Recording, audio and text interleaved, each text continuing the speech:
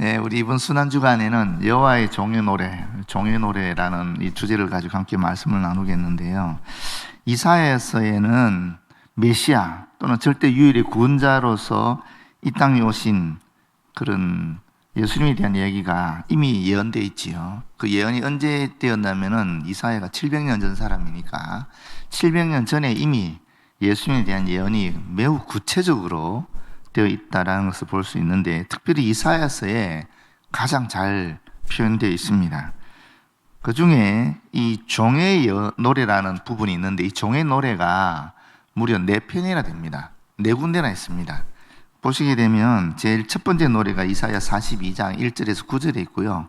두 번째 노래는 이사야 49장 1절에서 7절, 세 번째 노래가 이사야 50장 4절에서 9절, 그리고 마지막 네 번째 노래가 이사야 52장 13절에서 53장 13절까지 이번 주간에 저희가 본문으로 삼고자 하는 그런 것이 있습니다. 그래서 이번에 이 순환 주간에 말씀을 함께 나누고 싶은 부분은 바로 이 네 번째 노래입니다. 특별히 이 네 번째 노래를 고난받는 종의 노래라고 특별히 다루고 있는데, 이 네 번째 노래가 그야말로 정확하게 예수님의 어떻게 생각하면은 자기 비하, 또 고난의 동기, 목적, 또 대속순환의 그런 구체적인 참상, 최종 승리, 그리고 그 결과까지 이렇게 노래하고 있습니다. 근데 참 재미있는 것이 첫 번째 노래의 주체는 여호와거든요.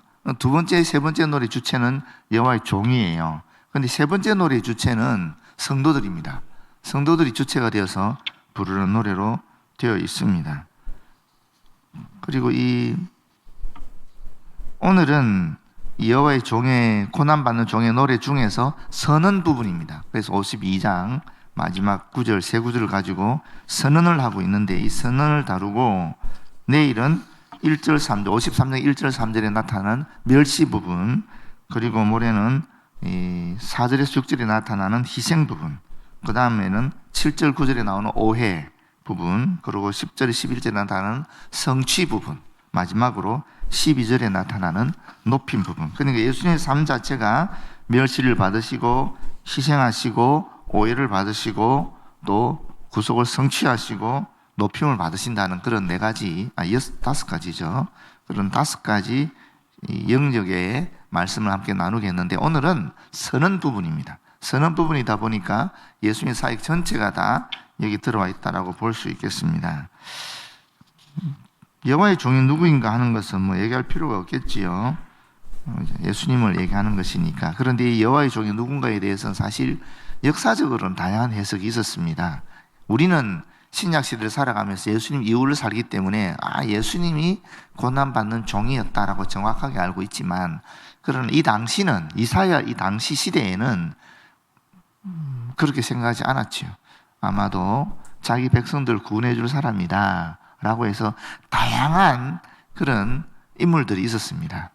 느헤미야가 될 수도 있고, 예레미야가 될 수도 있고, 이런, 하여튼 바빌론 포로에서 돌아오게 하는 그런 해방자로서의 여호와의 종의 모습들이 많이 나타나는데, 시간이 지나서 보게 되니까 그게 아니고 예수 그리스도였구나 하는 것을 우리는 확실히 신약의 말씀을 통해서 알게 된 거죠.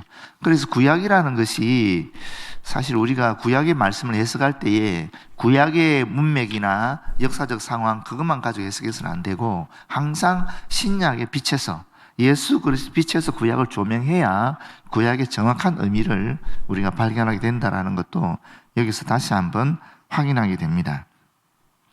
이 여호와의 종의 노래를 읽는 우리의 자세가 있다면 어떠냐면, 이 노래를 읽을 때마다 사실 연약하고 초라하신 모습으로 이 땅에 오셔서 우리 인생을 위해서 고난받으신, 그러면서도 우리를 위해서 오셨는데도 불구하고 우리 인간들을 통해서 멸시를 당하시고 버림받으시고 외면당하시고 하는 그런 예수 그리스도의 모습을 통해서 어떻게 생각하면은 우리 인간의 죄가 얼마나 심각한가 하는 것을 발견하는 그런 모습으로, 그런 자세로 글을 읽는 것이 참 좋다라는 것입니다.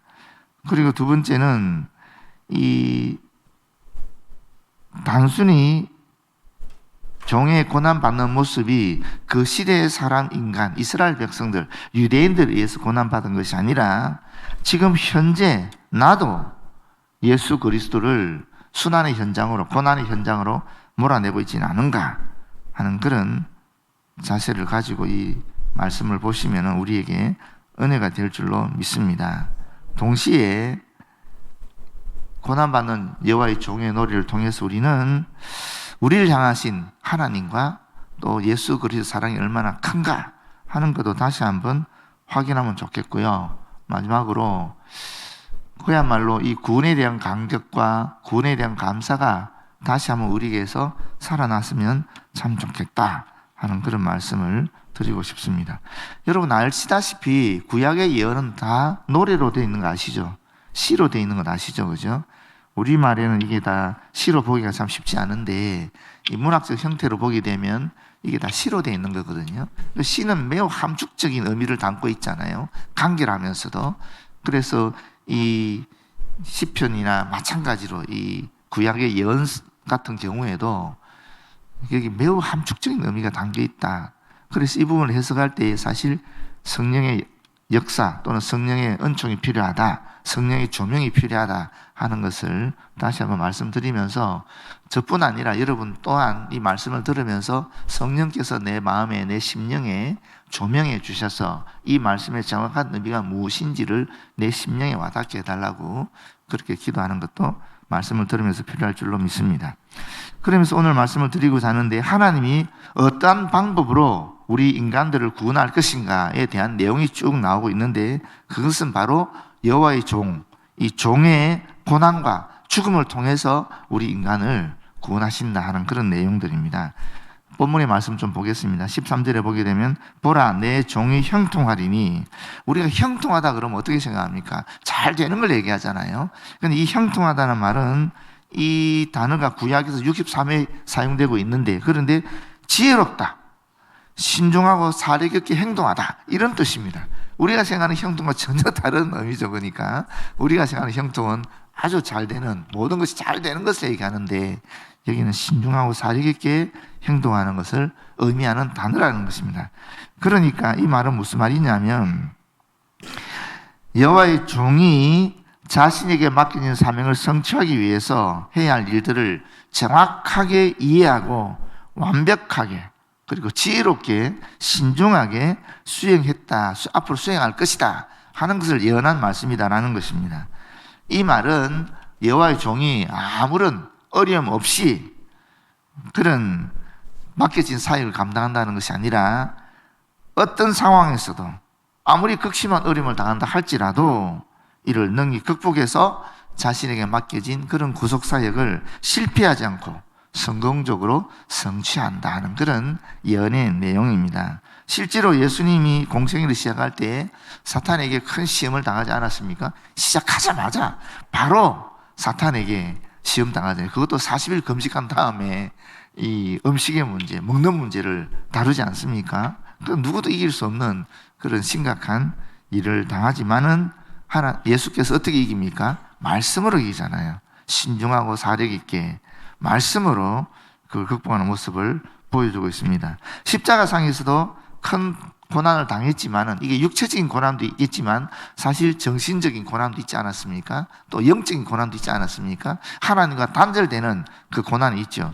하나님 어찌하여 나를 버리시나이까? 하나님과 단절되는 고난, 그 고통이거든요. 그걸 그 영적인 고통도 이겼을 뿐만 아니라 정신적으로도 뭐 밑에 조롱하지 않습니까? 내려와봐라, 내려와봐라. 네가 하나님의 아들이면 내려와봐라. 그러면 우리가 너를 믿을게.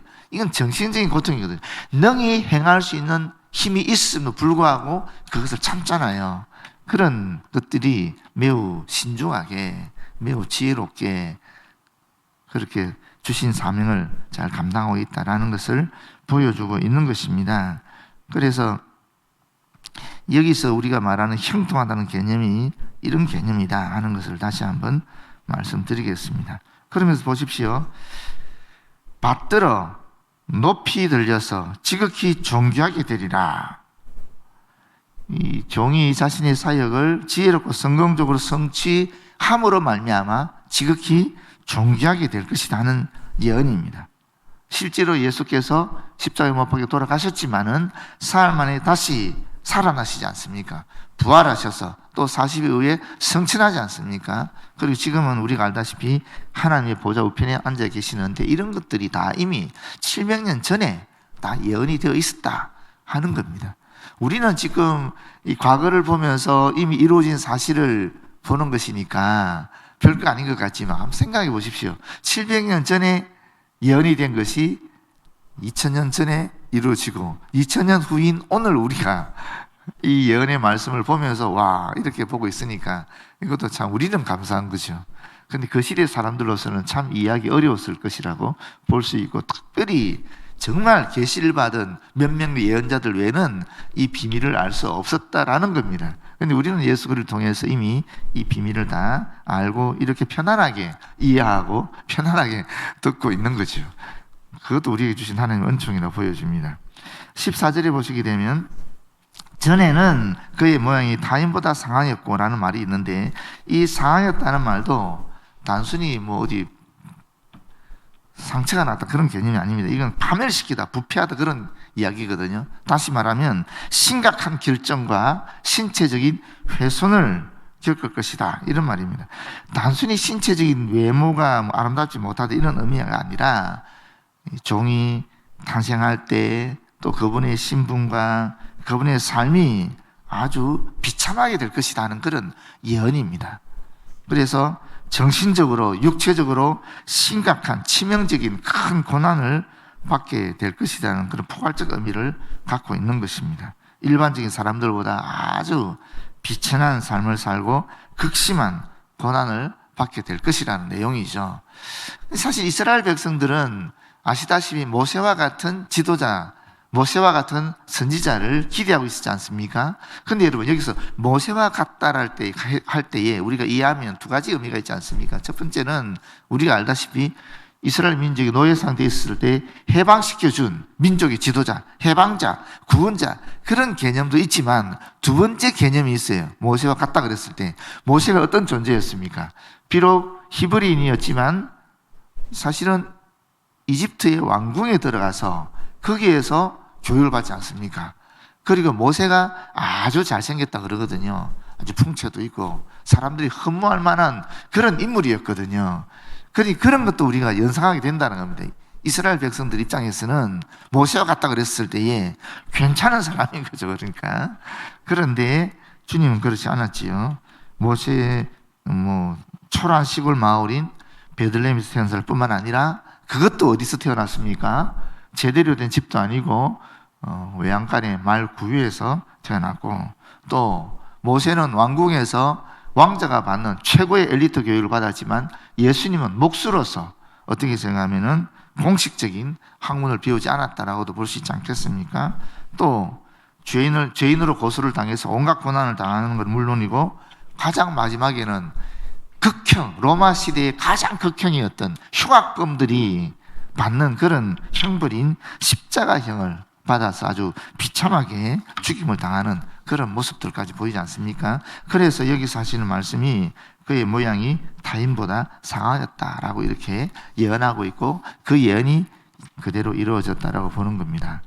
그리고 보시게 되면 조금 더 구체적으로 설명하는 것이 그의 모습이 사람들보다 상하였으므로 많은 사람이 그에 대하여 놀랐다라고 얘기하고 있습니다. 이 놀랐다는 말도 이 단어를 정확하게 보면 황폐하게 하다 또는 오싹하게 하다, 깜짝 놀라게 하다 이런 뜻이거든요. 그러니까 이 말은 황폐한 것을 보게 될 때 느끼는 사람의 공포, 그런 충격 이런 것을 표현하는 단어입니다. 다시 말하면 여호와의 종의 비천한 삶과 그가 겪는 고난이 보는 사람을 하여금 큰 공포와 충격을 느끼게 할 만큼 그렇게 비참하다 하는 이야기를 하는 겁니다. 이것은 예수 그리스도의 십자가의 순환, 십자가의 고난을 예언한다라고 볼 수 있겠습니다. 그런데 15절에 보게 되면 그가 나라들을 놀라게 할 것이다 그럽니다. 십자가에서 비참하게 그의 삶도 그렇고 그의 사역도 그렇고 그의 죽음 자체가 비참한 그런 죽음을 맞이함에도 불구하고 나라들을 놀라게 한다, 열방들을 놀라게 한다. 이 놀라게 한다가 무슨 말인가? 여기도 몇 가지 해석이 있습니다. 첫 번째는 뭐냐면 흩뿌린다라는 해석이 있어요. 이 단어 자체가 흩뿌린다로 번역할 수 있거든요. 놀라게 한다는 말이. 그러면 이 여호와의 종이 많은 민족을 씨처럼 흩뿌린다 하는 말이 되거든요. 메시아께서 이방 민족들 구성된 사람들을 말씀으로 가르친 후에 그들을 자기들 민족에게 보낸다 하는 그런 의미가 됩니다. 이렇게 해석하면. 두 번째로 해석하는 것은 뭐냐면 이 놀람이나 흥분을 인해서 가슴이 뛰는, 우리말이 번역한 그대로이죠. 그렇게 되면은 많은 민족들이 여호와의 종에 대해서 기이하게 여기게 될 것이다. 매우 신비하게 여기게 될 것이다. 그러면서 놀라게 될 것이다 하는 그런 의미를 담고 있습니다. 아시다시피 이 말은 죽음 이후에 부활해서 올라가시지 않습니까? 올라가는 걸 승기라 그러거든요. 올라갈 승자에 돌아갈 기자를 써서 승기라 그러는데, 하나님의 그 자리, 보좌로 다시 올라가시는 그 모습을 보고 여러 민족들이 매우 기이하게 여기고 놀랍게 될 것이다 하는 그런 말을 하게 되는 것입니다.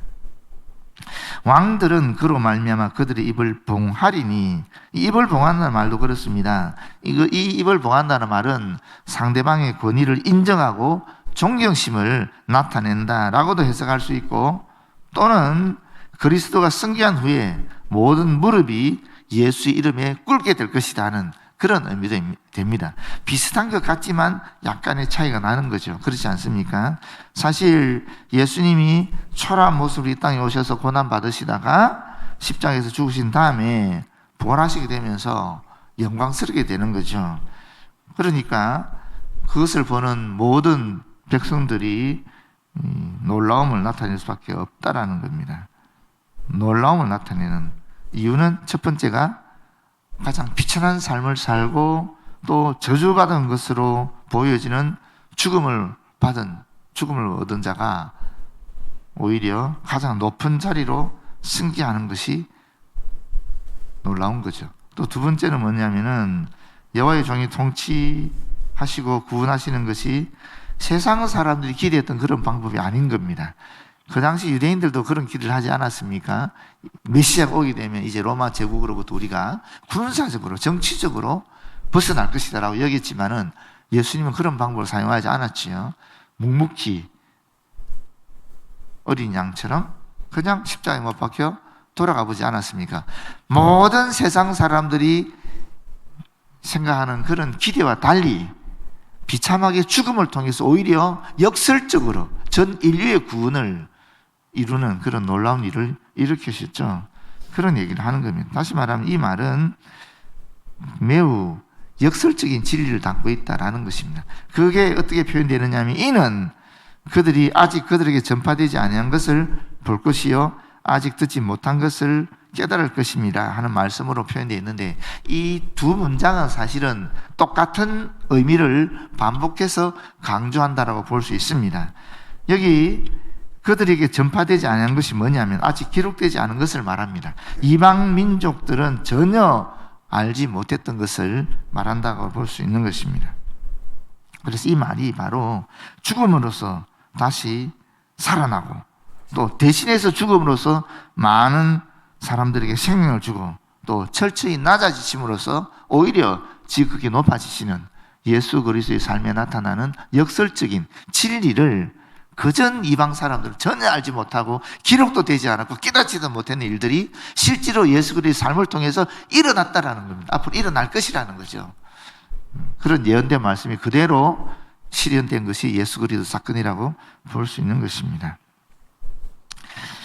이게 오늘 본문의 내용이고, 우리가 지금 고난받는 종의 노래에 있어서 선언적으로 말씀하신 것인데, 여기서 우리는 세 가지 정도는 생각이 될 줄은 있습니다. 첫 번째는 뭐냐면은, 먼저 고난받는 종에 대해서 우리가 깊이 생각하고 묵상하고 이해하는 시간이 우리에게 필요할 것이다라는 겁니다. 지금 제가 단순히 이 설명을 드리지 않습니까? 이 설명이 우리 머릿속에 이해로 남는다 그러면 이것이 이제 가슴에서 내가 느껴져야 되는 거거든요. 그렇지 않겠습니까? 진짜 예수 그리스도 고난이 내가 느껴져야 되는 거거든요. 내 가슴 속에서 느껴질 때 비로소 우리가 우리의 삶 속에서 그리스도와 함께 고난에 동참하는 그런 삶을 살 수 있지 않겠습니까? 그것이 두 번째 내용입니다. 예수 그리스도 고난에 대해서 우리가 단순히 듣고 이해하고 가슴에 남는 것이 아니라 실제로 그 고난에 동참하는 그런 시간이 되었으면 좋겠어요. 어떻게 동참할 수 있겠습니까? 이 일주일 동안에 제가 생각할 때는 뭐 하루 금식하는 것도 괜찮고 금요일 날 또는 한 끼 금식도 괜찮은 것 같아요. 예전에 우리 다 하지 않았습니까? 요새는 잘 안 하지요. 저희 중학교 때도 사흘 금식하고 그랬거든요. 그런데 요새는 잘 안 하지 않습니까?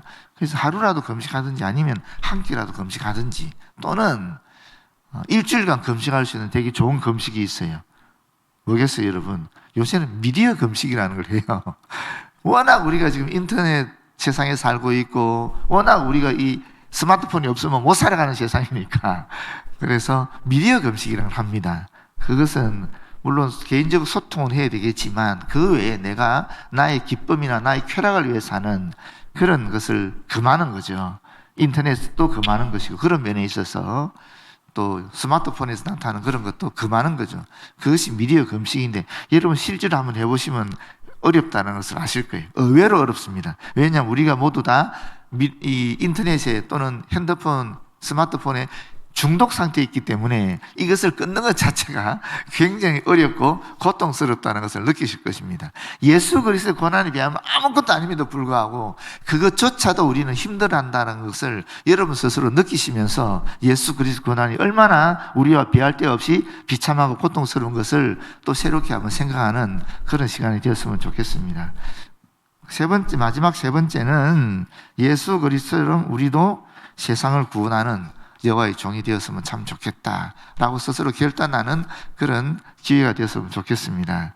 여러분, 예수님이 우리를 위해서 고난받는 종으로 오시고 또 그 사역을 완성하셔서 우리를 구원하신 것처럼 우리 또한 세상 사람들을 위해서 믿지 않는 자들을 위해서 사실은 우리 또한 예수 그리스도처럼 고난받는 종으로서 우리에게 주신 사명을 감당하게 되므로 사실은 믿지 않는 자에 우리를 통해서 구원받는 역사가 일어나야 되는 것이거든요. 그것이 하나님께서 우리에게 주신 사명이기 때문에 그 사명을 우리가 정확하게 깨닫고 이 사명을 이번 1주간 동안이라도 실제로 내 삶의 현장에서 한번 실천해 본다 하는 그런 마음의 자세를 가지고 이번 순환주간에 참여하시면 참 좋을 것 같습니다. 네, 기도하겠습니다. 아버지 하나님, 오늘 고난받는 종의 노래에 대해서 선적인 부분을 배웠습니다. 또 새롭게 알아차리게 되었습니다. 주님, 예수 그리스도가 이 땅에 오시기 전에 700년 전에 이미 예언이 되었고 그리고 예수 그리스도 실제로 그 예언 그대로 고난받는 종의 삶을 살아가셨고 2000년 후에 우리는 지금 편안한 가운데에 또 예수 그리스도의 빛에 조명되어서 이 구약의 말씀을 보게 됩니다. 주님, 우리가 생각으로 머리로 이해하는 것을 지나서 우리의 가슴으로 우리 주님의 고난이 느껴지는 이 순환 주간이 되도록 도와주시고 단순히 그냥 느낌으로 남는 것이 아니라 참으로 진정으로 우리의 삶에서 내 개인의 고난을 내가 스스로 자처하면서 감수하면서 주님의 고난에 참여하고 뿐만 아니라 또한 나의 삶의 자리에서 이 예수 그리스도의 실현하신 그 고난받는 종의 사역을 나 또한 실현함으로 주님의 고난에 그 사명에 구원의 역사에 참여하는 우리가 되어지도록 인도하여 주시옵소서. 예수님 이름으로 기도드립니다. 아멘.